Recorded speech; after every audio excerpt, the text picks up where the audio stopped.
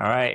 Welcome to another podcast of the Black Surgeons. My name is Dr. Ben Wibonele, and I'm super excited today to have Dr. Charles and Dr. Dulce, who both matched in orthopedic surgery. We'll be having a panel today of just discussing about what they went through the process from finding orthopedic surgery to matching to orthopedic surgery. And so, guys, thank you so much again for being here and making the time. To get started, we're going to first just introduce ourselves. Dr. Charles, why don't you get started? Thank you for having me. I am Dr. Antoinette Jasmine Charles, and I went to Duke University for medical school, and I matched at Harvard Combined Orthopedic Residency Program, and I'll be training to be an orthopedic surgeon. And my name is Dr. John Kevin Dulce. I went to Ross University School of Medicine, and I just matched orthopedic surgery at the University of Virginia. Nice. So first of all, guys, congratulations.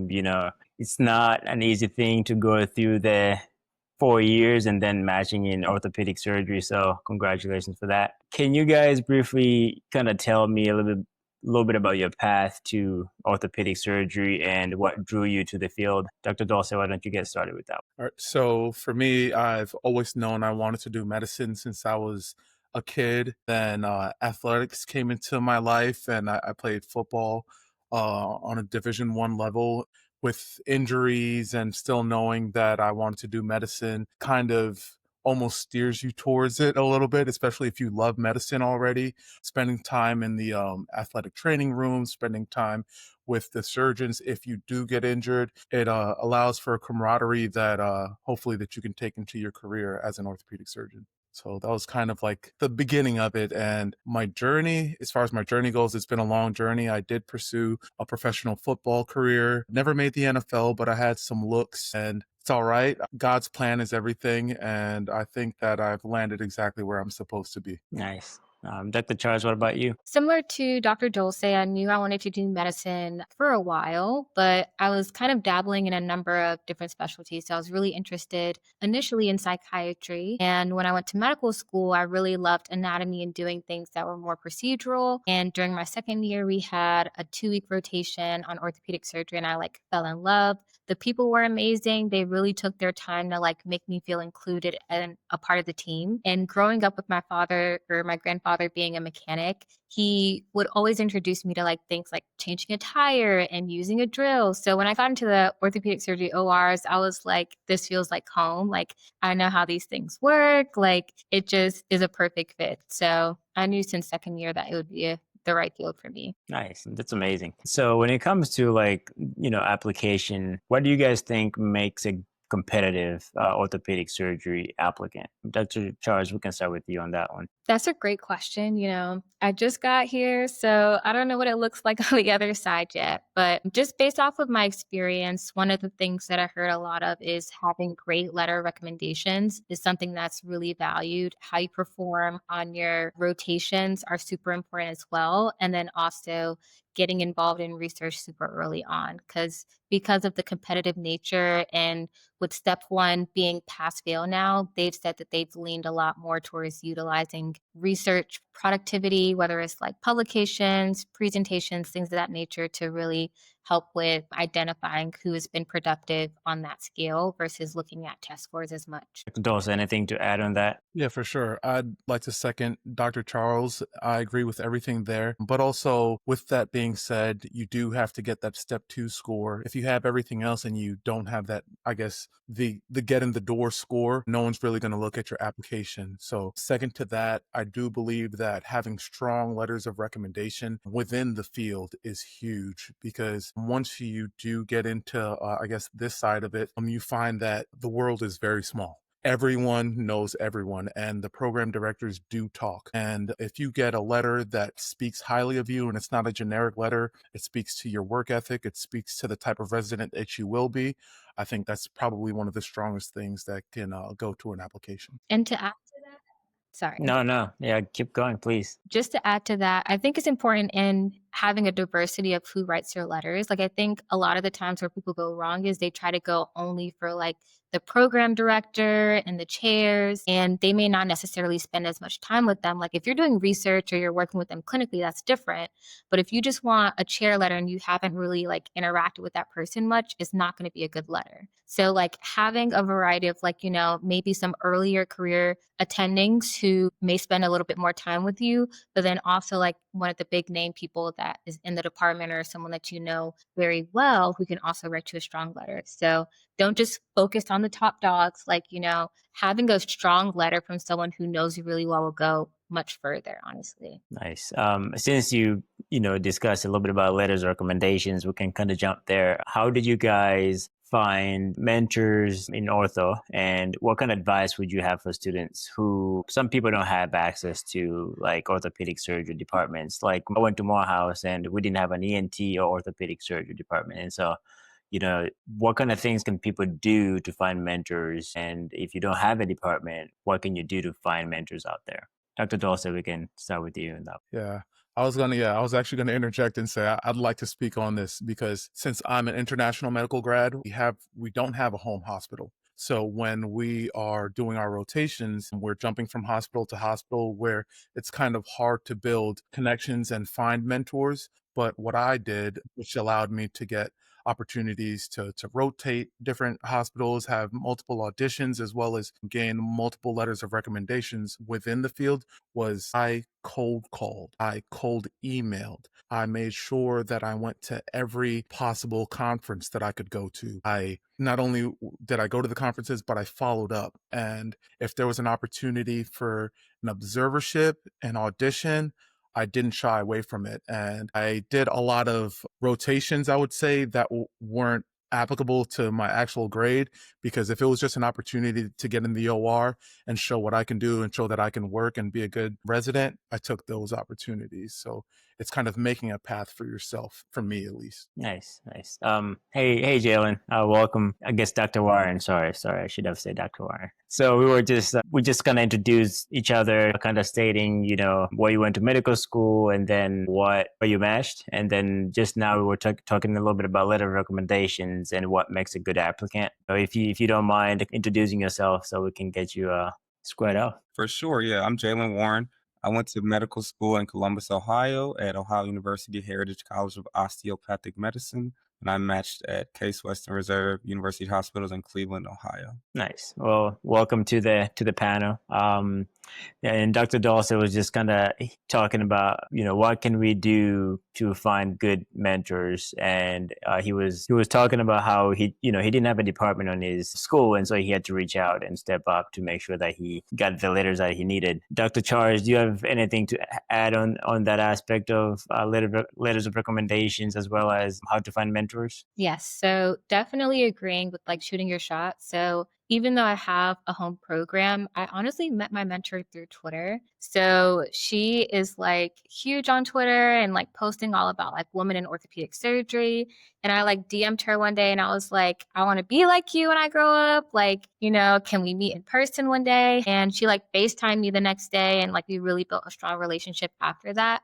And I think one of the biggest things is leaning on your mentor's network. So being able to not just connect with your mentor, but then also like having them introduce you to other people as well. So whenever we went to a conference together, like I was like right next to her. So she'd be introducing me to people all the time. And that's how I was able to get some of my rotations, because she would literally be like, oh, like this is my student. Like, she does this and this and this, and this is why I'm proud of her. And then she was like kind of open up the doors for opportunities for me. So being able to lean in on your mentors' networks versus just relying on that sole person is super important. And then in addition to that, with what Dr. Dulce was saying is like following up is so important. Like as you go to more conferences or, if you're reaching out to people on Twitter or like, meeting with people in person and you only meet with them one time, like they're not going to know who you are after that one time. Like they interact with so many people throughout the day. So like being able to keep in contact with them every few months,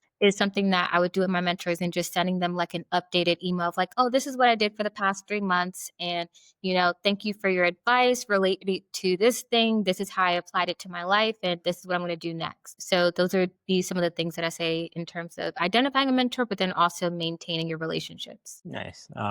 Dr. Ryan, you have anything to add when it comes to mentorship? Yeah, for sure. I definitely just want to reiterate everything Antoinette and JK said. I agree wholeheartedly. I want to give like a real life example of what they're saying, because sometimes we can say this stuff and it goes over their head. Oh, shout out to SNMA. During my freshman or first year of med school, I got partnered with a mentor through SNMA OSIG, which is the Orthopedic Interest Group. Random mentor, didn't know him or her from Adam or Eve. We started connecting, and I went to the academy that year, and we met in person and we talked. And because I'm was an osteopathic medical student, an osteopathic doctor, he connected me with one of his good friends who was also an osteopathic orthopedic surgeon. So then we started connected. I was able to get research projects out of working with him, working with the residents that he works with. And then now that I'm matched in residency, it turns out that his best friend is actually the chair of my program that I matched at. So that's 3 mentors or people down the line from that first random mentor that I was able to make basically out of the luck of the draw from an SNMA OSIG pairing. And so you really have to capitalize on an individual. Even if you may not have hit it off with that person the best, that does not mean that you also cannot still reach into their pot and everyone that they know to connect you with, because down the line, there may be something for you. So I just want to reiterate what Antoinette and JK said. It really does pay off. Stay in touch with your mentors. Stay in touch with them every 3 to 4 months, updating them with, what you're doing in medical school, if you have any updated research, or just catching up if you have any questions, seeing how they're doing. Because I also just want to make sure that you're not just always reaching out to them when you need something, but also checking in with them, because obviously as a surgeon, they're obviously stressed. They're obviously having a lot of students to mentor as well. So just making sure that you still keep it personable at the same time. Nice. That's really good advice. Buddy, anything to add on that? I feel like all that's pretty great advice. So moving on to preparing for the match, I feel like especially like orthopedic surgery, NT, ophtho, sometimes, you don't get exposure to that early on. And for some people can get exposure to that like later, like 3rd year. And they're like, all of a sudden, man, I actually want to do this. What kind of advice would you have for that kind of person if they didn't find ortho early? How can they prepare for the match? We can start with Dr. Charles on that one. So I found ortho kind of later into my 2nd year, going into 3rd year, where I officially committed. So I took a gap year, and for me personally, I always knew I wanted to take another gap year because I wanted to pursue a master's of public health. So while pursuing that master's of public health, I tried to figure out, how do I tie in my interest in orthopedic surgery directly to my master's of public health. And I started looking for mentors who also have an MPH, who are orthopedic surgeons. And that's how I got connected to people at Harvard and ended up doing a summer program over there that led to me ultimately building relationships and matching there. Just because you may get introduced to the field a little bit later, it's not going to be a bad thing. You may have to take extra time to really develop your CV and show that you're really committed, because at the end of the day, orthopedic surgeons really want to see people who are committed, people who work hard, people who are team players. And it's hard to demonstrate that if you don't necessarily have products to show. So just because you may find out the field a little bit later doesn't mean that it's not going to happen. It's just figuring out a strategy to make sure that you set yourself up well for applying to match. When you do apply to match, you have to start early, asking your letter writers early, even a year before, reaching out to program directors at places that you're considering to see what are some of the qualities that they're looking for in some of their residents. Talking to the residents at those programs to build relationships so that when you do get your rotation there and you go to that program, you're not a new face. They already know who you are, and they put you on to some of the nuances of the program that they wouldn't necessarily do with the random stranger that's coming to rotate for the first time. So those are things just based off of my experience in terms of preparing for the match, but then also speaking to the fact that if you found the field a little bit later, that it's not too late. I'll jump in. I can't hear you, but whatever. If you guys can hear me. All right, there you go. I'll definitely agree with Dr. Charles.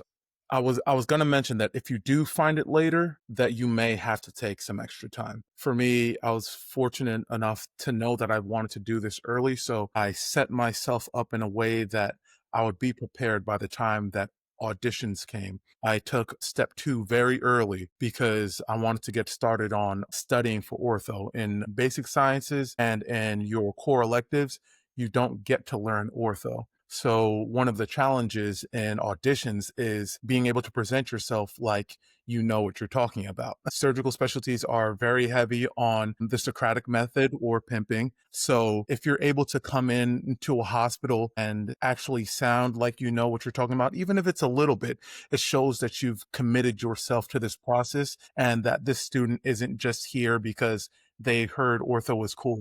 This person is not just committed to learning and getting to an academic standard by their board scores, but also committing themselves to the field of orthopedics and being able to contribute. Yes. Dr. Warren, anything to add? For sure. No, I echo everything that they said. I guess in terms of preparing for the match, like it's so fun to look back.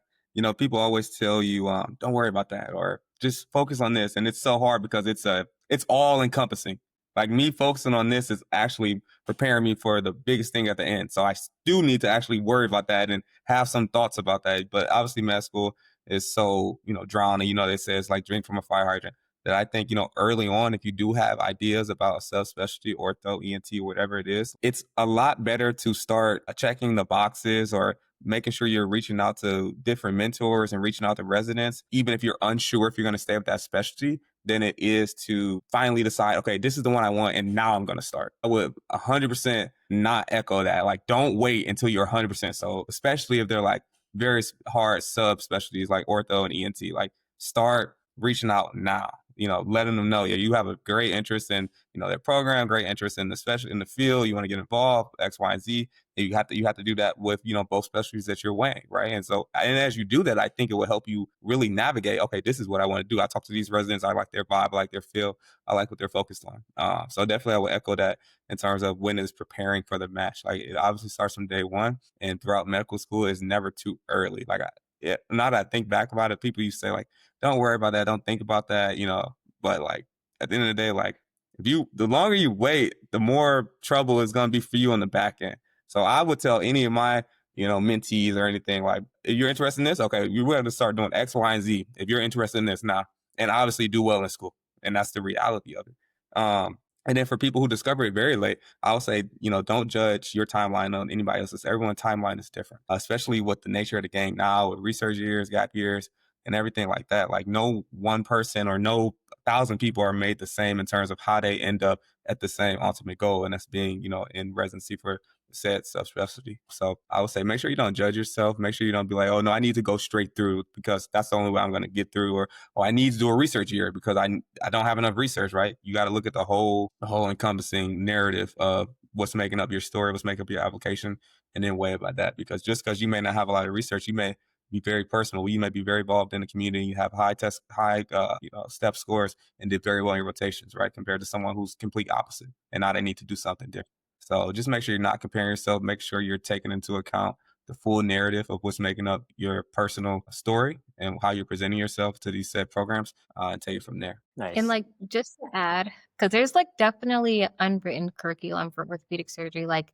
and what does it mean to start early? So if you have a program or if you're like very close to a program, going to grand rounds is super important because then you start getting exposure to the people in the department and they see that you are showing interest.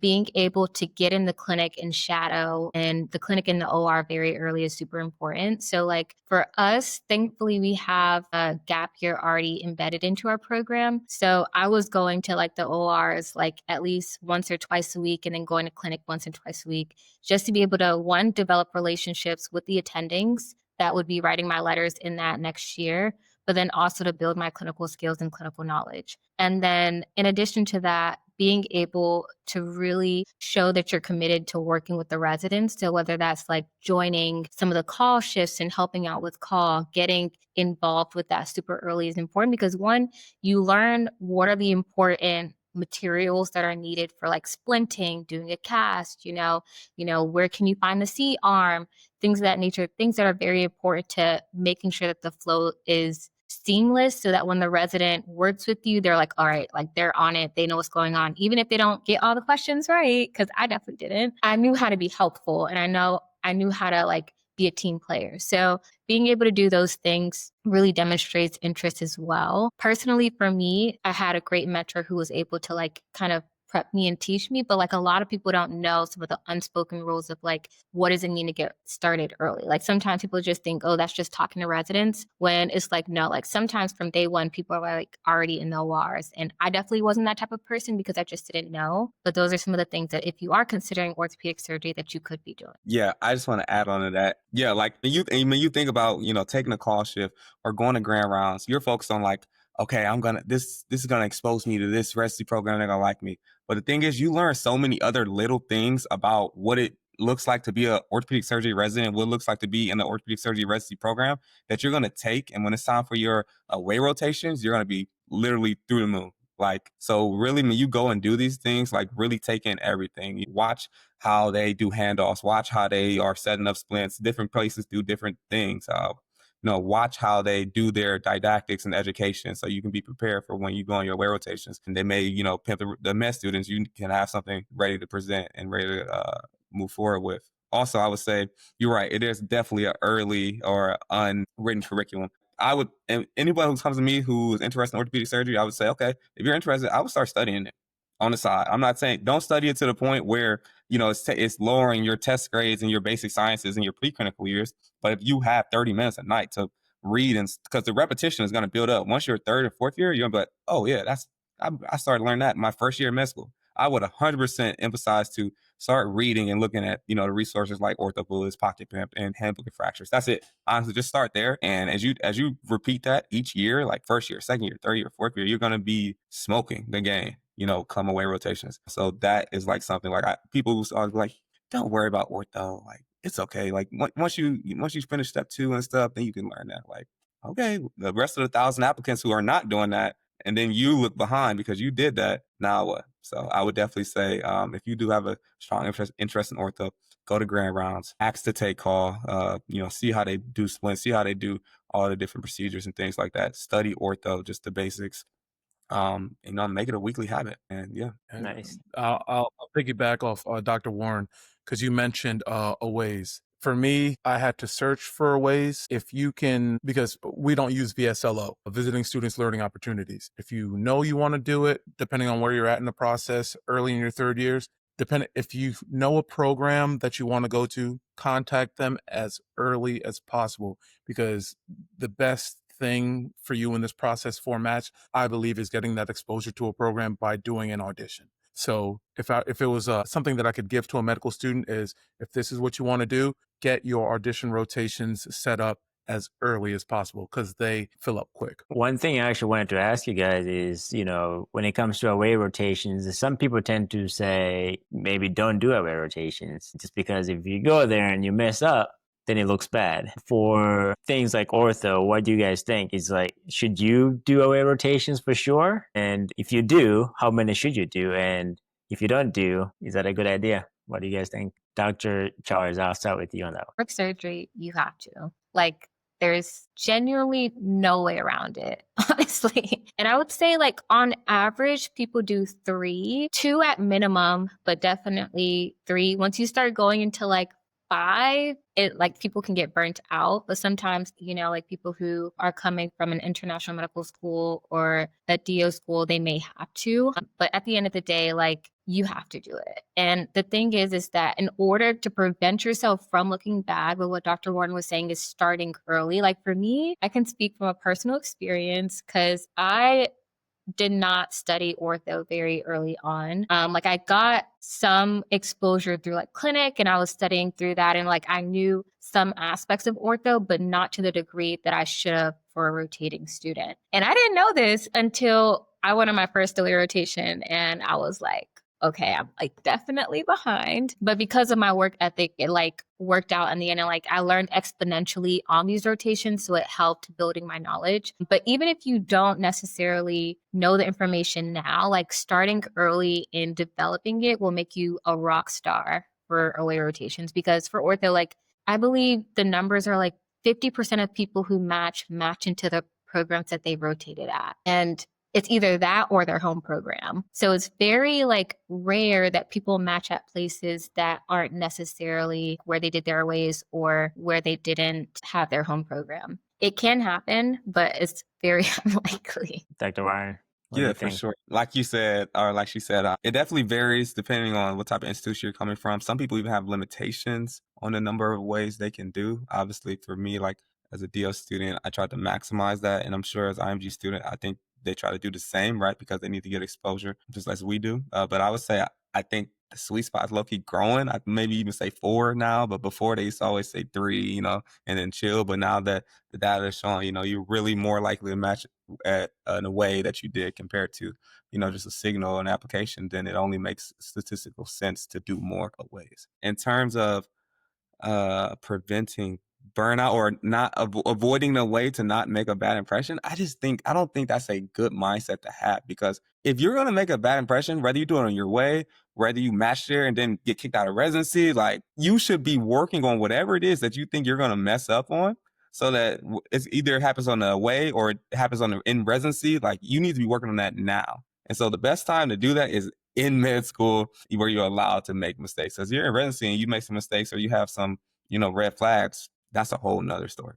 And so I would not advise to not go to a place because you're scared you're going to make a bad impression. I would ask yourself to look in the mirror and say, how can you improve to make sure that you make the best impression? And then I would also say that, yeah, ways are very important, extremely important in orthopedics. When you think about the applicants, most, if not all, have great test scores, great research, great letter writers, and this, that, and the third, right? So the only thing that can really take away to differentiate is how you doing your interviews in terms of your personality and how you doing your rate rotation.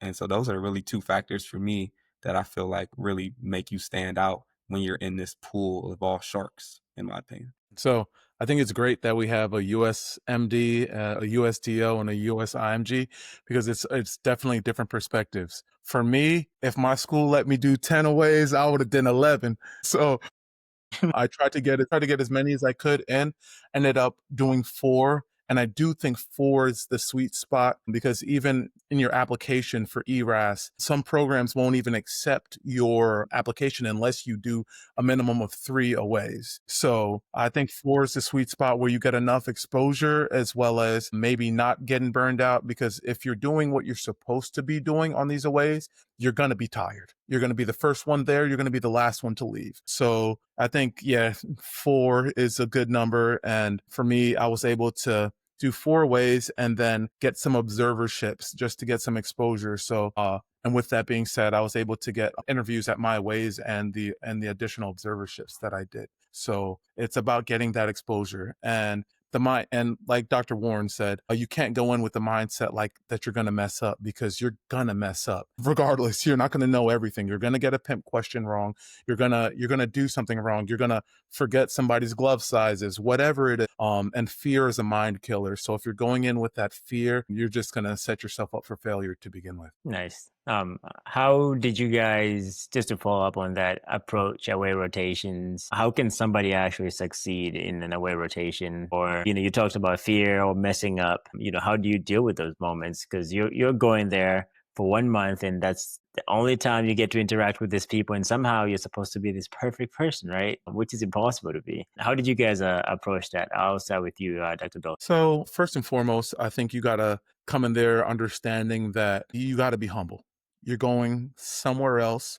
You're going to somebody else's hospital. You're going to a place where you want to be where they're at. So put everything that you think you know behind you, and then just come there and be ready to work. And with that being said, you go in there and you respect every single person in the building. I learned after the fact that many people are the people that you don't think are involved in the interview process are involved, like your surgical techs, your nurses, the lady at the front desk that checks you in. Everyone gets asked about who this person is. So be humble, come with respect. And as far as academically, try not to get the same question wrong more than once. I would say if you are getting asked a question, immediately when you get a moment, put it in your phone and be like, I need to come back to that.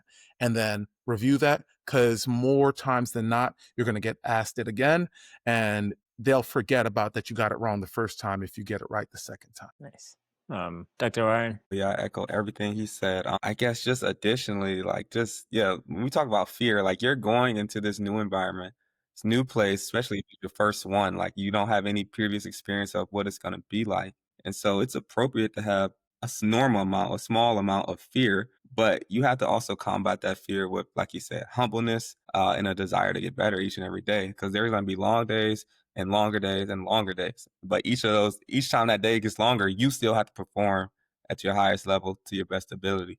So I would continue to just go in every rotation, being sharp, being focused, being ready to be like a sponge with every single thing, whether it's, some orthopedic concept or whether it's just, a nurse showing you the correct way they like to do something specifically at that hospital. You have to take everything with the same amount of respect. And I think some people lack that sometimes. And that's what really dings them down. They can be great at orthopedics. They can be great at, splints and everything else. But because they didn't treat everyone with the same level of respect and approach everything with the same level of respect at this new institution, it just shows that they're not really a team player. They really are just focused on being the orthopedic surgeon or orthopedic medical student. So I think being a team player, just making sure that you remember, yes, you're there to be an all-star medical student, but you're also there to make everybody's lives easier, whether it's the residents, the nurses, the scrub techs, or the janitors, especially the janitors. Stay after and clean up. But yeah, just make sure that you're always trying to do something to make that resident that you're working with's life easier. That's really the mindset. Never forget that. Like, okay, what could I be doing? Always thinking about the next step of what you could be doing and what can get done so that the day can flow by better. Always think about the next step. And in terms of resources, like he said, like never get a question wrong twice, right? They want somebody that can learn, and someone who doesn't get a question wrong twice, it shows that they can be wrong. They can go read and understand, and then they can improve on it, right? Someone who does get it wrong twice, it's like, okay, they're going to be more of a, problem child. I'm going to have to really take some extra time out to teach them this and do this and that and the third. And that's what kind of dings you down. And then make sure you ask questions, talk to the residents, talk to your co-medical students about resources they're doing, how they're preparing for cases. Ask the residents how they prepare for cases. Ask, about previous medical students, how they've been all-stars and what they've done, and so that you can assemble that. Nice. Dr. Charles, I guess additionally to that, how did you prepare for away rotations? Is there any resources that you would also recommend? Definitely take pictures of everything, anything and everything that you do. Like for me, one of the things that I did that was very helpful was taking pictures. Like if someone wanted me to do a dressing change, I would take a picture of before and after so that they could see what it looks like.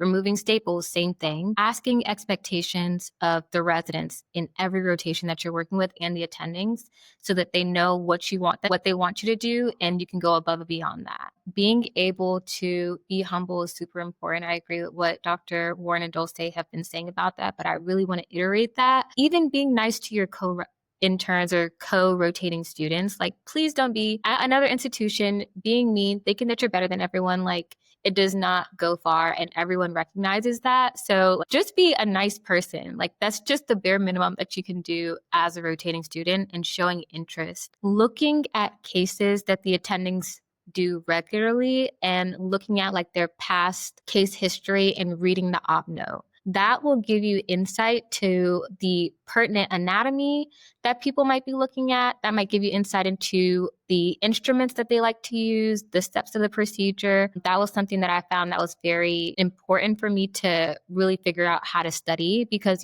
I can have a textbook and like read a textbook, but if I'm looking at a specific case and looking to see what the attending finds important, that's something that I found to be very helpful.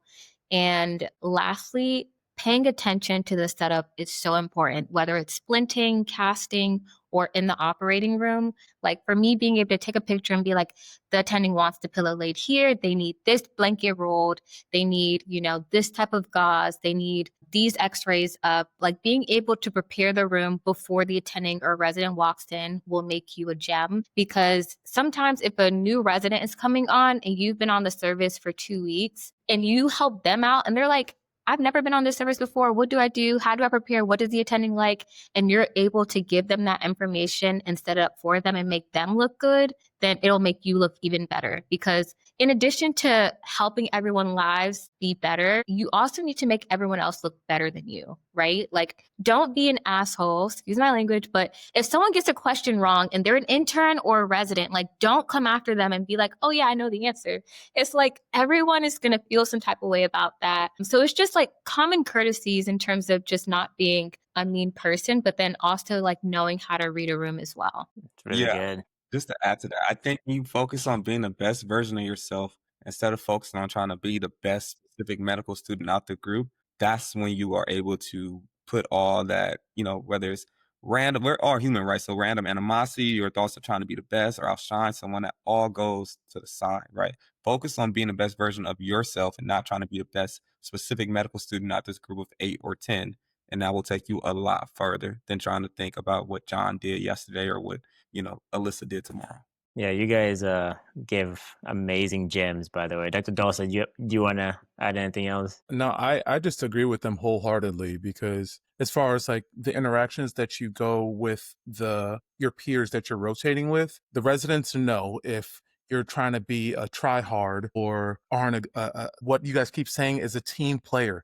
Leadership and teamwork is the core of orthopedics. So if you're able to balance that and then not be, we know we're in competition with one another. There's limited spots, but if you can navigate bringing uplifting one another while being your best and getting better every day, they're going to notice that, and they're not going to want to work with the person who's like trying to put their peers down or trying to put the next intern down, or like, I know this, when the intern didn't know it. So definitely you're going to see it. If you're going to do auditions, you're going to see it, and the residents aren't going to be a fan of you if you act that way. Yeah. And honestly, Go to ahead. add to that, the people that you rotate with are going to be your fellow coworkers. They're going to be your friends. Like, these are your colleagues in your community. So for the people that I work with, like, a lot of the people matched at different places where if I go visit that city, I might hang out with them and like, catch up with them. Like, I've definitely traveled to places where I met up with some of my co-interns or did rotations with multiple people at different places.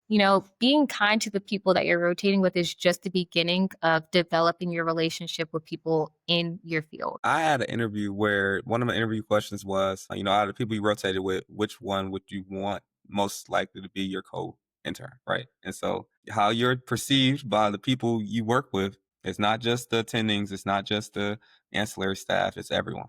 So just be the best version of you. Nice. Just wanted to go back to what Dr. Charles said about up notes. I wish that was a thing I discovered back when I was a medical student, but I discovered that when I was like a second year resident. Like, it's way too late. It's like the easiest thing to know of what the attending wants, just read their up notes. Like, it's that easy, and you would find all the little things. So don't leave that now, because when you're going to residency, use the same thing. Like, you can find anything and everything that you need for those cases, because they do the same thing over and over and over again. And so, that templates are there. Just go to people's up notes and look at them, and you just learn so much. So that's something I wish I learned earlier. So that's amazing. Just echoing you guys' just thought about just be normal, don't be that awkward medical student or trying to look like you're you know more than everybody. I've had those medical students. It's like the first time you do that, I'm like, all right, red flag, and that's it. So just be humble. It's going to take you far. Moving on to academics. When it comes to step scores, I know now step 1 is pass fail. It sounds like step 2 is weighted even more. And then what about your rotations? How important is that? Should you be the top in all your rotations, maybe just your surgery rotations? How did you guys, what's your advice on those areas of things as far as, step scores and rotation scores? Dr. Warren, I'll start with you with that one. For sure. Obviously, I think this is my 102nd time hearing, step 1 is going to pass fail. So we know that, step 2 is very important. It's heavily weighed for sure. And when you're looking at the whole roundedness of your application. So I would definitely, it's hard because, now that step 1 is pass fail, you don't get that real marker in terms to see, how well you did on that first standardized exam. So I would make sure you really take step 1 as extremely serious as you possibly could, as if it was the last exam of your life, because you want to make sure that you prepare as best as you can, because you're going to replicate that a year later or whenever you take step 2. So step 2 is very important. In terms of electives and rotations, I think it's more about just starting with a mindset. Like, you should want to go into every rotation. Like, you're not an orthopedic surgeon, you're not an orthopedic resident, like, you're a medical student. You should want to go into every rotation and learn the most you can, get the most out of that, because you never know when you're going to need to help somebody with based off that specific rotation. You're never going to know where you end up in life. You know where your path is taking you, but right now you're here to be a medical doctor. And to do that, you need to be excellent at all of these different rotations that you're doing. So I think it starts with a mindset in terms of going in every rotation, open-minded, saying, this is my favorite rotation right now, so I'm going to learn the most I can and the most about it and take it as serious and as hard as the specialty that I really want to go into, like orthopedic surgery. So I just think going into every rotation with an open mind and a strong willingness to be the best at that is the best way to go about it. In terms of how much they weigh when it comes to applications, I don't know. I'm kind of indifferent about it. Like, because every school is different. Everyone has their own unique ranking system, honor system. Every, program director or chair has their own perspective on the difficultness or this prestige of each school. And so there's a lot of different layers that go into unpacking, your rotation scores. One layer is as easy as if you failed one. So that's a very easy one to spot, right? So obviously don't fail any of your rotations. And then obviously the more honors or high passes or however your school does it, the more that they see of that, the better. But in terms of how much I think it actually plays a role in, I think it can only harm you. I don't think it really takes you that much further, just because of the different layers they have to pull back, because every school is so different in how they grade. They could have 5 different grades, and then every school has their own perspective on the difficultness or the prestige of said school. But if you go into every rotation with open mind of being the best at that, I think you will do just as good as you can at each one. Dr. Charles. So I agree with Dr. Warren in terms of making sure that you take in everything that you can from all the rotations that you're on. Like for me, when I was on OB, I'm like, I'm just going to act like I'm interested in OB. Like, and I tried to keep that mindset for every rotation, just because you're going to be taking care of a variety of patients. You're going to be taking care of pregnant patients, children. You're going to be taking care of psych patients, elderly. So all the things that you're learning are going to apply directly into your patient population, whether it is directly or, indirectly. And for the step scores, I know like the average is like a 255 for ortho. I got like a 241, nowhere near that. And I still match. So I think it really depends on the other things that you have to offer in your application, but trying to aim for the highest score possible is, something that wouldn't hurt. For me, test taking, is not necessarily my strongest suit. So I tried to really do well in other aspects like research and really being very productive in that end. But it's not the end of the world if you don't get like a 275.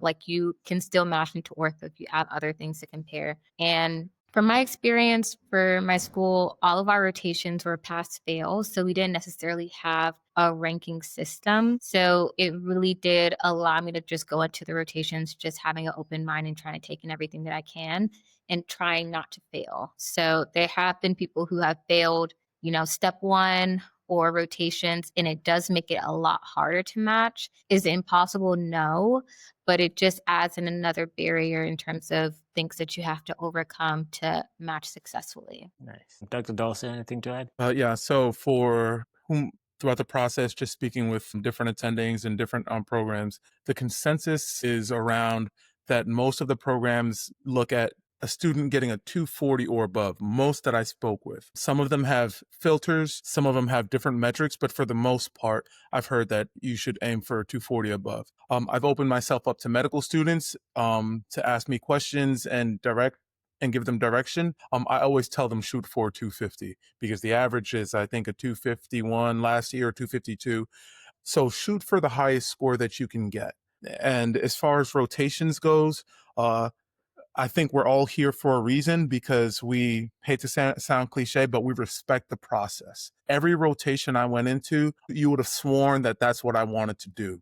Because it's a pleasure and an opportunity that we get to even be there to treat these patients, to learn from these patients who are real people. So when you're on these rotations, treat it like that's what you want to do, because it's not a game for the patient on the other side. And also, as far as clinicals go, if you do approach it that way and you do well on your shelf exams, it's an easy way to boost your GPA. And that's kind of how I look. Yeah, Nice. one more thing Yeah. I want to add is that, the question was like, how important is step two? Like, the higher the step two score, it gets you more feet in the door. But there are people that can get the highest step two score and they had all these people looking at them and they don't match, right? So a high step two score is not an automatic acceptance or automatic guarantee that you're going to match. Just the higher, the better, because it gets you more, it gets more eyes on you to be able to present the rest of your story that you've been modifying and creating over the past 4 to however many years you've been on this journey. So it's just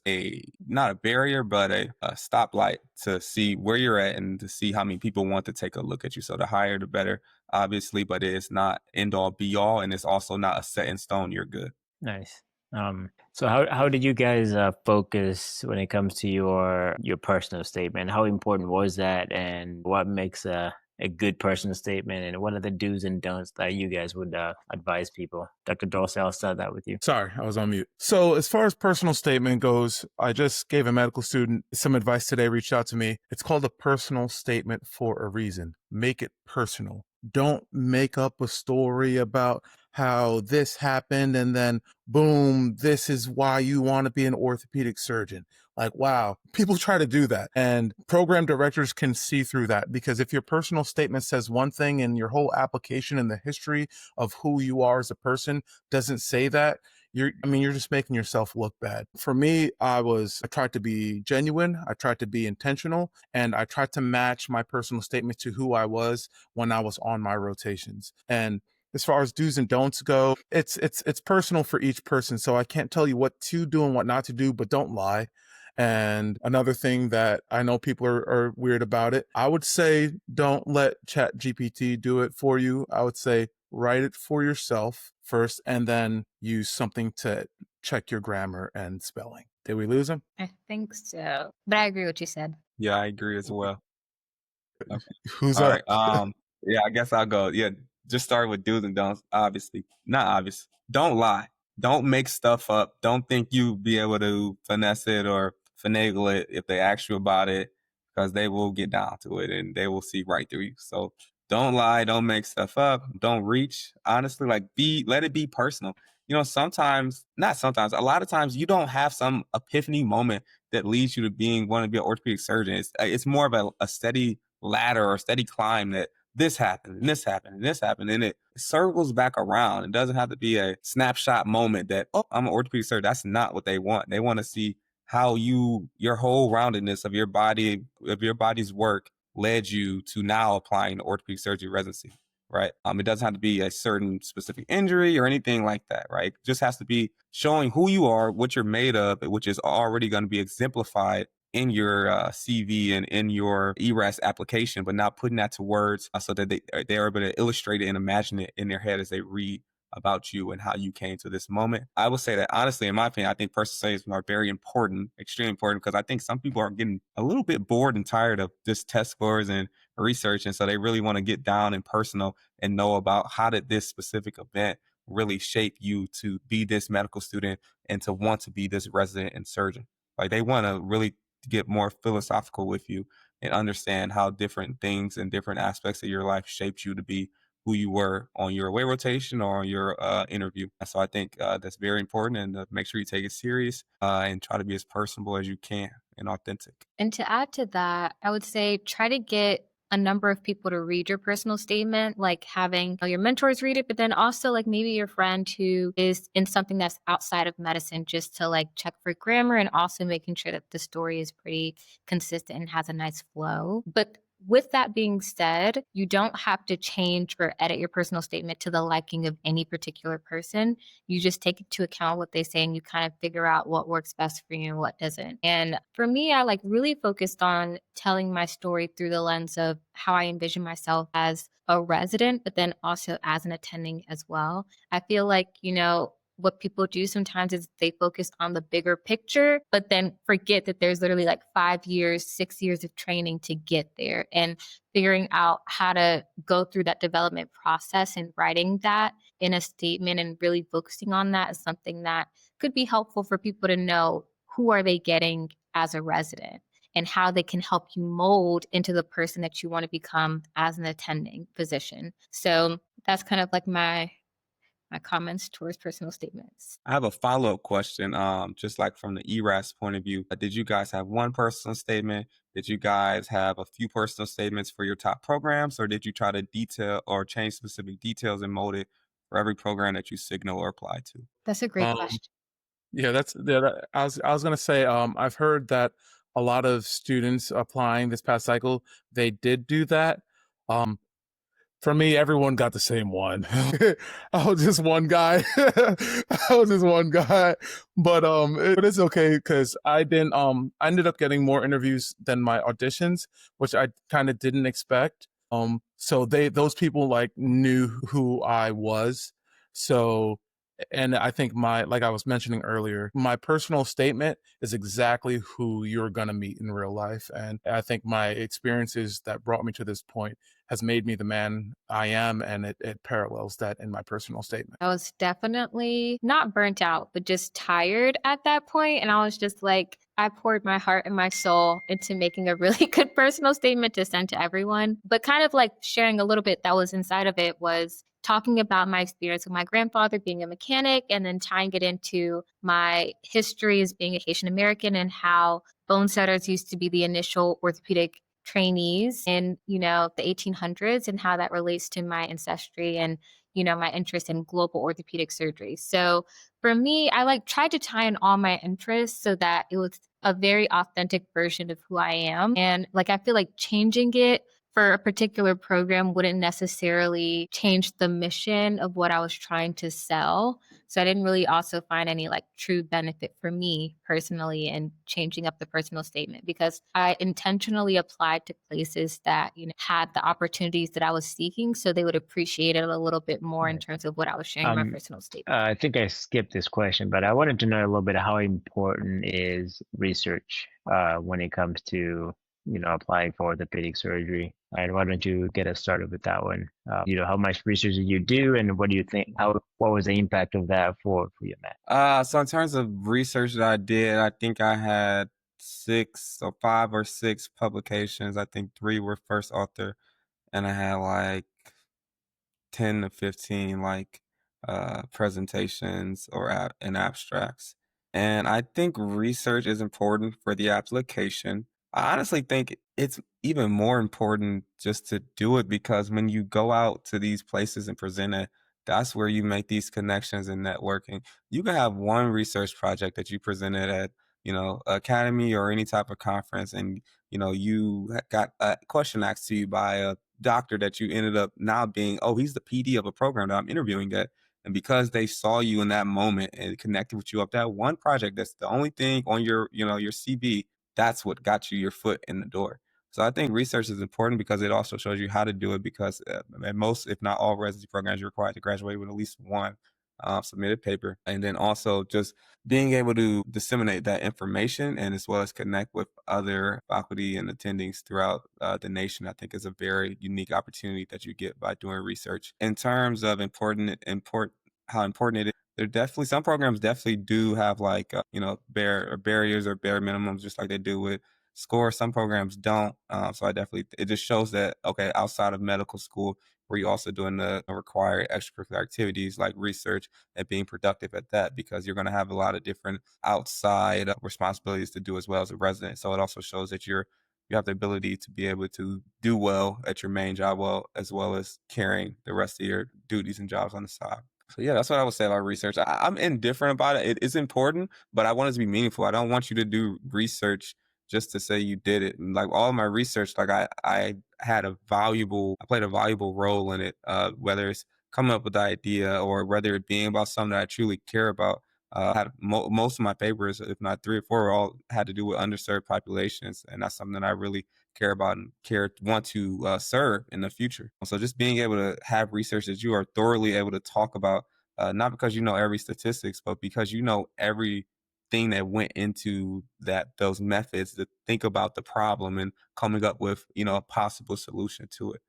So I think being able to talk about the research you have, whether it's a little bit or a lot, is the most important thing when it comes to research. I definitely think that research is super important. Personally, I've loved engaging in research for a number of years. And I think that it's important because as physicians, we want to make sure that the things that we're doing are evidence-based. So through doing research, you also learn how to read papers, how to take a project and an idea that you have and take it to completion. And it also allows you to develop relationships with the mentor in a different way so that they have another aspect to speak towards you in your letters of recommendation. So for me, I had about 13 publications by the time that I was applying, and I had about like 30 presentations that I've done. And you can include things from undergrad as well, and in your gap year and in med school. So it's kind of an accumulation of things that you may have worked on in the past. But I do agree with what Dr. Warren said in terms of doing things that you find to be meaningful, because when you are on your rotations, you are going to get questions asked about some of the research that you've done and the importance of it and why you chose to pursue that type of research and how you may necessarily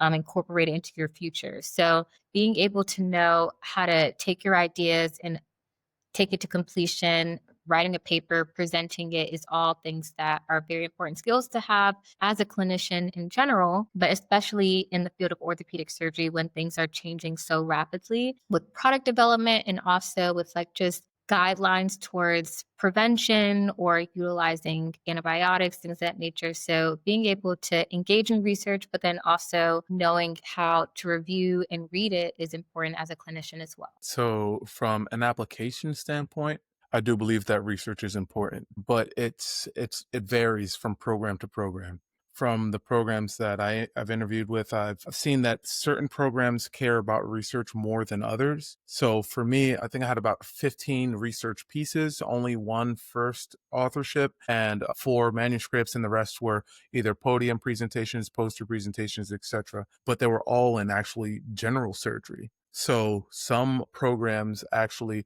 just wanted to know that you can do research, and can you do research in a meaningful way, and can you talk about your projects. And on one of my interviews, I got asked about is a redo fundoplication an efficacious procedure for failed reflux procedures. And yeah, I got to talk about that in ortho and I'm ready to brain dump it now, but it showed that I was able to talk about how evidence-based medicine can actually change the future in American surgery. So it's important to be able to do the research for most programs. And one of the programs literally is like, but you have no research in orthopedics. And I kind of was able to spin that to the fact of everything that I just said. Well, that I've been able to start a project from the front end all the way to the back end. I've had to do the research. I've had to look up papers. I've had to think of an idea and think of it from start to finish and sell that I could do that in the aspect of orthopedics as well. So it just, I guess it varies from institution, because some institutions want it more than others. And to add to that point,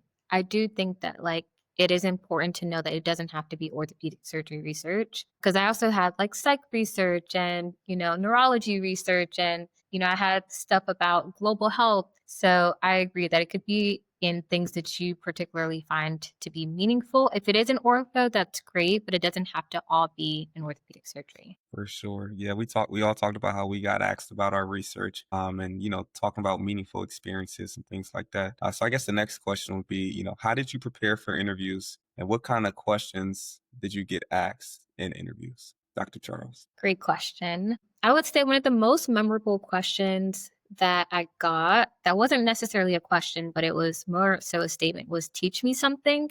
In going into the application cycle, please prepare something for that question. Because for me, I talked about my interest in traveling, honestly, because I was on the spot and I was like, this is something that I do really well. So I talked about how to plan a trip to go to Europe for 10 days. And literally, they just want to see how you are with thinking on your feet and being authentic. So really for me, in preparation for interviews, one of the things that I did was reviewing my application, making sure that I looked up some of my very exciting research projects that I wanted to share with people.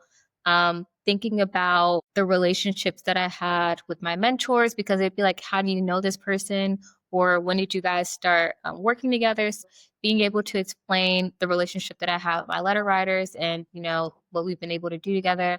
And then in addition to that, really focusing on what aspects of that institution aligned with my interest in wanting to be there.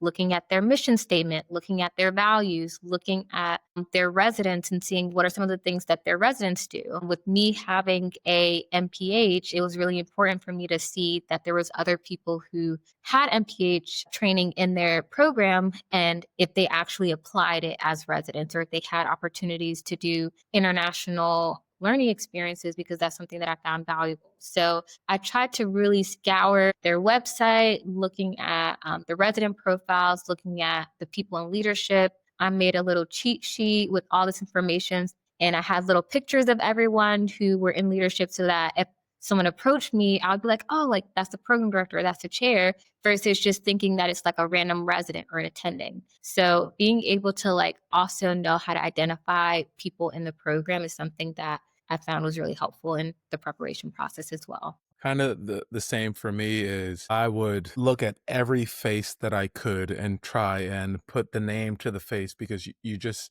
as far as faculty goes and residents, you don't know who's going to be on that interview.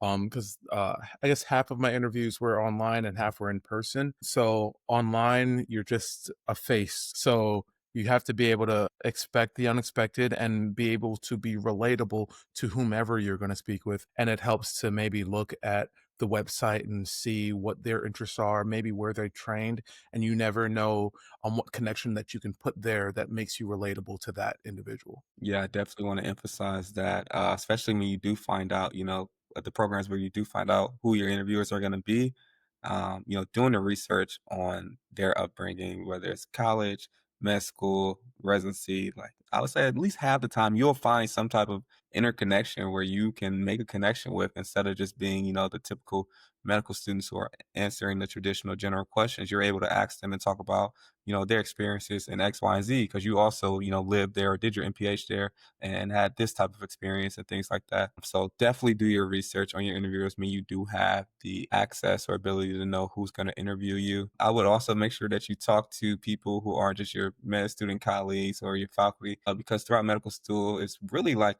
a really robotic kind of process, whether it's you're studying, whether it's getting up and doing the same thing on rotations every single day, make sure you're presenting the exact same way. But in interviews, like, you need to switch it all around. We want this to be a personable, a well-rounded, and natural flow of conversation. It's completely different from what you've been doing over the past few months on your rotations and all throughout medical school. So make sure that you just talk to people naturally, whether it's your friends, old friends that you haven't talked to in a minute, or your best friends. Practice those questions. Tell me about yourself.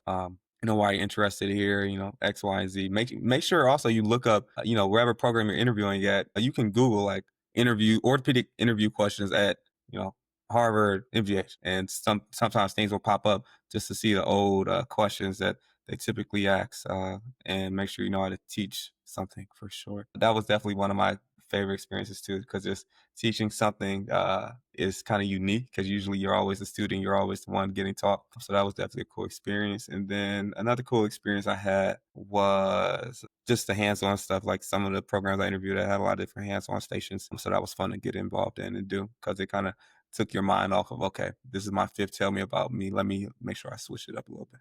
I Just a was, quick tip. go ahead. Sorry. Go ahead. Go ahead. As a woman, please wear short nails when you're on the interviews, because when you have these hands-on activities, for my last interview, it was like 2 weeks after all the other ones. I was just coming back from vacation, and I had to put together an X fix, and it was really difficult for me to do because I had longer nails. So something that's a little bit of a tip that's mostly for women: make sure that you keep your nails short and manicured, ready for to jump into anything, just because you are going to be asked to do some things with your hands, and you don't want that to be a limiting factor. Yeah, for the in-person interviews, personally, I love the in-person over online. Going into orthopedics and orthopedic interviews, it's a little bit different than the majority of other specialties where you are going to be asked to show your bio skills and be hands-on. So one of my interviews, thank goodness, I don't know what made me do this. It was God. Like 2 days before the interview, I sat down and I did single hand ties for no reason. I didn't ever practice single hand ties. And on the next interview 2 days later, I had to do single hand ties while being asked questions. I'm like, whoa. I'm like, look at God. For real. I practiced it for no reason. I don't know why. So know how to read your x-rays, single hand ties. Just be ready for anything, because I can't necessarily remember all the questions, and I do remember some questions, but that are like kind of like off kilter questions that I'll let you guys figure out when you guys get to that point, because they're funny questions as well. They're not going to ask all serious stuff. They're going to ask silly stuff as well. So that's an exciting aspect that's kind of catches you flat-footed too. Yeah, I would just add, after y'all are ways and auditions, make sure you don't get rusty, right? Because most of the interviews all have skills rooms and knowledge rooms, right? And so between auditions and interview season, maybe a couple months, but don't get rusty. Stay up to date on the fracture classifications, on reading x-rays, and just being able to answer orthopedic knowledge questions, because you will get asked at our interviews. You did not get away from it. Nice. So thank you guys for, being here. We are like almost an hour in plus. All those are amazing, amazing advice. I have like a few questions left, but I wanted to see how you guys kind of approach your rank list. Now you've interviewed, you're there, all the schools are in front of you. How did you approach it? How did you guys, was it location? Did you look at the program to see if the volume was great? Maybe what was the approach? Dr. Dulce, I'll start with you. So I'm going to be brutally honest on this one. Making my rank list was extremely hard for a few reasons. I had a great relationship with a program that I pretty much was courting for over a year and a half. And I kind of expected to go there. And I had an idea in my mind of that I was going to be there. And because I couldn't ever imagine that an opportunity like going to Virginia was even going to present itself. So I had that program in mind. And I'm going to be, this is a true story, and I'm being candid about it because it's still like I hold that program near to my heart.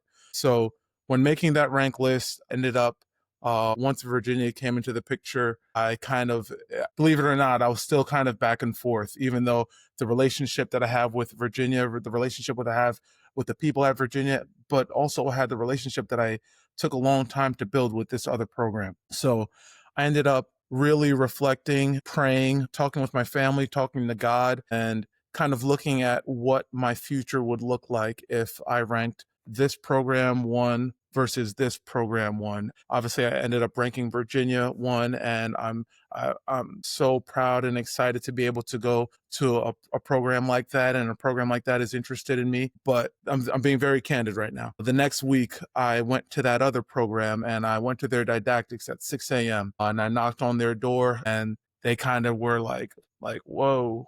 Like, what are you doing here, bro? And it was, I owed them that, because I owed them a thank you, and I owed them an opportunity for me to speak to them and tell them how grateful I was for the opportunities that they gave me to be able to walk into a room and even sound like I know what I'm talking about when it comes to orthopedics.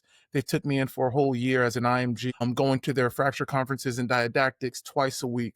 And they definitely, the man I am today, as far as orthopedics goes, I owe them so much. And honestly, I hope some of their residents have an opportunity to watch this, because when me going in there that day, I teared up in front of them and everything. I owe them so much. And they understood, the program director and the APD, they understood, and they were like, yeah, it was kind of a no-brainer, but it was tough. So I would say really look at where you want to be for the next 5 years, as well as the trajectory of where you want your career to go, and definitely like rely on your support system. And for me, that was my faith and my family. Yeah, I'll go next. It's a really hard process, especially if you do all the things we just talked about for the past hour, and you get down to the rank list and you got all these programs or a handful of programs. It's a really hard process when it comes to making your rank list. There are a lot of things that go into it. A lot of times you can get caught in the moment and you're not thinking about, okay, what does the future look like? Because we're just so caught up with, I'm going to match and I'm going to be a resident in 6 months, right? But we want to make sure that we set ourselves up for the long term, right? For us 5 plus, 10 plus, 20 plus years being a Harvard trained, being a Virginia trained orthopedic surgery, orthopedic surgeon. So I think it takes a lot of reflection on what you want your perspective life to look like. And it also takes a lot of reflection on, what you actually value in a program. I'm sure all the programs that you're going to be ranking, you found, true family type ties with them. You enjoyed the rotation with them. You enjoyed the interview with them, and you can see yourself there. But just make sure that you're at a place that not only, you could see yourself at, but they have that same mutual feeling of wanting you there. I think the feeling of being wanted and the ways that programs are expressed it, I think that's very important because, when you're at these programs, there's going to be hard times, hard nights, hard days, and you want to be somewhere that, that ultimately wanted you, right? Because they're going to be there to support you. They're going to be there to help you, when things do go left and they need to get you back right. So definitely remember that when making the rank process. Please, whoever your faith may be, pray to God, because you're going to feel like you're going back and forth. You might change it 2 minutes before it's due just because you just had a feeling. And you just have to pray to God that not only that he can guide you in making, that right decision, but whatever decision it comes out to be, you're going to be good. You're going to be protected.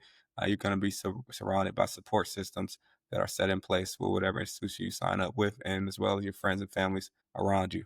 So just to sum that up, it's going to be hard. You're going to feel like, there are some tough decisions you got to make, but please rely on God. Please rely on the mutual feelings of interest that you got from both yourself and the program. And then make sure that you take a step back and forget about matching in a few weeks, but think about where you want to be in 5, 10, 20 years. To speak to exactly what you're talking about, Dr. Warren, I definitely want to share my personal testimony.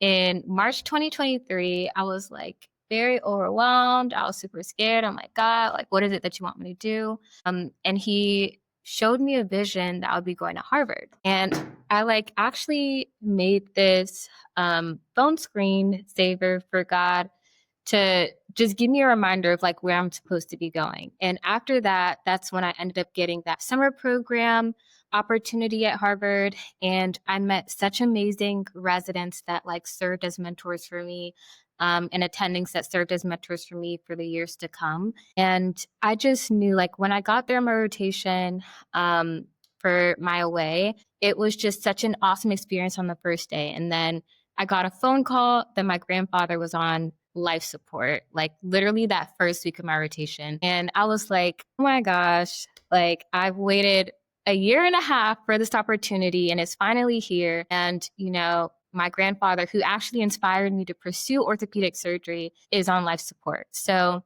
the support that Harvard showed me, and the chief literally sitting me down and saying, these are moments where you don't want to miss out because you're going to regret for the rest of your life. Please leave. Don't talk to us. Don't worry about us. We're going to be okay. And just come back whenever you have the time. And I stepped away and I went to go spend time with my family for 3 days. And I came back, and it's just the support that I've had from that place, whether it was the program director, the chair, they all reached out, they had meetings with me. Just the support that I had from that experience really sealed the deal for me.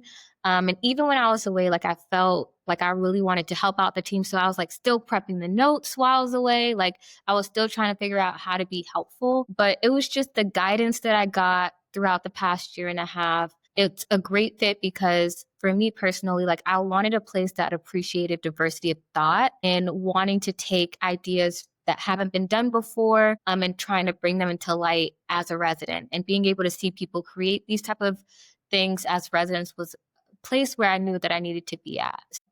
When it came down to making the rank list, I knew that I wanted to rank them number one because of all of these things. But if I didn't go to Harvard, I still had a list of places where I would be so happy and honored to train. Because honestly, training anywhere as an orthopedic surgeon, or even matching in general, it is truly a huge blessing because there's a lot of people who didn't match, whether it's orthopedic surgery or elsewhere. So I think for me, being able to live out my life and being a testimony truly, because, when I first had that vision, I was like, there's no way that this is going to happen. Cause like I had no connections. I didn't know anyone over there. It was just kind of like something that God showed me. But truly it goes to say that like, if you feel something intuitively and you know that like, that's where God is guiding you, like don't fight it. Just trust that he'll provide and bring you the people and the resources that you need to get there. Amen. You're being preaching out here. Thank you for the words. You guys are encouraging me. So just last question. If you guys could go back in time and give yourself one piece of advice, what would it be? I'm gonna give you a couple seconds to think about that one. And we'll start with Dr. Warren. So I can go back and give myself one piece of advice when starting on this journey. It's a great question. It's been so much. But I would probably say that I would tell myself that it's not going to be perfect. It's not going to be smooth. There's going to be a lot of bumps and hurdles, and that it is okay to give myself grace when at the end of the day, I am pushing myself to my best limit, to my furthest limit. So, I would make sure that I know that this journey to get there is going to be rough and that there's going to be mistakes made. There's going to be, things that should have been done the right way, but were done the wrong way. But it's okay. You can recover. It will be fine as long as you keep pushing yourself, staying motivated to go the extra mile to become better each day. So just make sure that you give yourself grace, because no one's perfect. No matter where you end up, no matter what happens, no matter what your timeline looks like, the life that happens to you is the perfect life for you. So you can't create or imagine, this perfect, journey or process that you think is going to happen when in reality it's going to be like, riding in the open seas, so just make sure you give yourself grace while also make sure you're pushing yourself each and every day. Dr. Dulce. It's a tough one, genuinely, because I would want to give myself like something tangible to like hold on to, But the only thing that I could say is don't doubt yourself and keep the faith. My journey is not like many people's journey. I'm non-traditional. I'm a little bit older. I'm an international medical graduate. I'm one of 8 international medical graduates to match into orthopedic surgery this year. And I would say that for me, and you can ask any resident that I've rotated with, any medical student I've rotated with, the only thing that like you said, when we were given a word, like legit every step of the way, I'm giving a word, because I know for a fact without God, I wouldn't be here. The statistics were stacked against me. The timing was stacked against me. And a lot of personal battles that I was going through were stacked against me, and I am here. And I would just say, keep the faith and don't doubt yourself. I would say trust yourself and trust God. I feel like sometimes we have passions or interests that we're trying to pursue, and people are like, oh, don't do this because it's not in alignment with your future goals or plans. But I truly think that focusing on your personal goals and figuring out how to align yourself with what God has planned for you, you'll never go wrong. Even if it might be crazy to other people, even if the resources aren't apparent in front of you, God always provides and shows up towards the end, whether it's providing scholarships, whether it's, opening up opportunities. Just speaking on a personal experience, like I was always so worried about like, how am I going to get to this place? Like I got the rotation, but how am I going to afford to be here in Boston for 4 weeks? And where am I going to stay at? And I tried to do things my own way, trying to force things. But honestly, when I was like, you know what, just trust God, God showed up immediately and provided. So I would say that like to myself 1,000 times is trust your intuition and trust God and trust where he's guiding. One thing I want to add, just hearing Antoinette and JK's stories and meeting them at interviews and different conferences, they're so different. Like they're like, they talk about humbleness, but they're so different. Like y'all are different. I'm telling you, in a whole different realm in terms of type of students, type of people you are. And so the thing that popped in my head is just remember on this journey to reflect on the positives. It is so easy to get caught up in what you're not doing, what you should have did, or what negatively happened. But just make sure that you remind yourself, wow, that blessing just happened to me. Or wow, I, did X, Y, and Z. And that it just gets caught up in the moment because you're constantly worried about the next best thing. But take a minute to reflect and think and look at your journey, because these two right here, like they are out of this world. And I'm sure that that's not something they were constantly thinking about along their journey, but now at the end and now at the next beginning, as they look back and we talk about and hear their stories and everything they've done and achieved, it's kind of amazing. And so that's something that you can make sure you do as you're going through the journey. Wow. Appreciate it. You Amen. got I also just want to add, I want to throw it right back at you, right? Like for you to make it this far, you also have something within you that God is using. So I don't think, like, I like to say this about myself. I'm not special. I'm just a vessel. So at the end of the day, like all of us on this call, we're like a very small percentage of people who are pursuing surgery, but then also who are Black pursuing it as well. And it's not because we're special, but it's we're literally called to do it, and our patients in the future are going to need us. The people who look like us, who literally see us walk in the room and they sigh because they're like, oh, there's someone who I can relate to. So it's not, just because we're special, but it's truly something that God has placed within all of us on this call to be able to move forward and like carry that in the future. man. Just hearing you guys, you're starting your journey, and as you're talking about, graduating, matching, you made me a little bit reflect about what I've been through the last 5 years. I'm graduating the next step what you guys will be going through. And one thing that I want to encourage you guys is that as you go through residency, it's going to be hard. There are moments where you're going to feel like your faith is far from you. There are moments where you're going to feel like you're not good enough, just like medical school, but maybe this time it's going to feel maybe twice as much. There are moments where you're going to make mistakes and somebody else is going to get hurt, which that's just the game of surgery, right? Like, unfortunately, when we make a mistake, somebody gets hurt, right? Or somebody dies, or something happens that changes somebody's life for the rest of their lives. And so when you talk about if, your faith and what you believe in and what you stand on, for me, that's been key on keeping me who I am. So I just want to let you guys don't lose who you are as you're going through this journey, because there will be so many challenges and there'll be so many things that you're going to go through. Sometimes you will feel like you're losing yourself. It's because of how busy you're going to be, how stressed you're going to be, but don't lose who you are. You're not an orthopedic surgeon. I think Dr. Charles said the best, you're just a vessel. And that vessel can be used in so many different ways. It can be used in the OR with that nurse who's just maybe having a bad day. It could be used in the cafeteria with that lunch guy who just always you see, why can't you, just say hi to them? And so remember that every day is an opportunity to be a blessing and to love somebody. And once you start getting out of yourself and seeing the big picture, I feel like that's when I really started enjoying residency and the grind of residency, is because I saw every day as, man, I get to bless somebody today. I know I'm so touched by the things that you guys said today. It's just a really good reminder of what I've been through, and to just see that you guys are trusting in God and trusting in who you are. Just give me so much hope. And so thank you for what you're doing, and thank you for what you're going to do. And I just can't wait to see what you're going to accomplish. Again, thank you for your time. This has been amazing, and I appreciate you guys. Thank you for this opportunity. Thank you It was nice chatting with all of you. for sure. Yeah. I definitely feel inspired. I'm like, all right, I'm pumped and ready to go. Every For time, sure. every time. Anytime you're around other successful Black docs doing the same thing, it always makes you just want to go harder. So I definitely appreciate you guys for sure.